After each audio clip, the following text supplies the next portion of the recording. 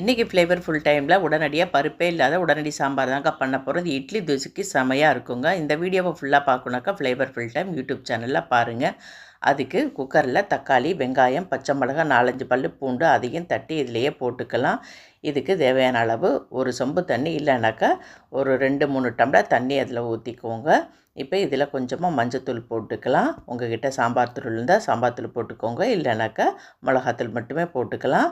இதுக்கு கொஞ்சமாக சோம்பு, உப்பு போட்டு கலக்கி விட்டுட்டு குக்கரில் ஒரு 3-4 விசில் விட்டு இறக்கிடுங்க. இந்த அளவுக்கு குக் ஆகிருக்கும். இதில் தண்ணியை இருத்திட்டு உங்கள்கிட்ட மத்து இருந்தனாக்கா கடைஞ்சி விடுங்க, இல்லைனாக்கா இப்படி ஒரு மேஷ் கரண்டி இருந்தால் அதாலேயே இப்படி பண்ணி விடுங்க. இதுக்கு ஒரு தாளிப்பு கொடுக்க போகிறோம். அதுக்கு கடுகு போட்டு கடுகு பொரிஞ்ச பிறகு பெருங்காயம், வெங்காயம், கருவேப்பிலை எல்லாம் தாளித்து நம்ம வேக வச்சுருந்தா அதிலே கொட்டிடலாங்க. கொஞ்சமாக ஃப்ரெஷ் கொத்தமல்லி தழை போட்டு இறக்கிடுங்க. அவ்வளோதாங்க, சூப்பரான உடனடி சாம்பார் ரெடி.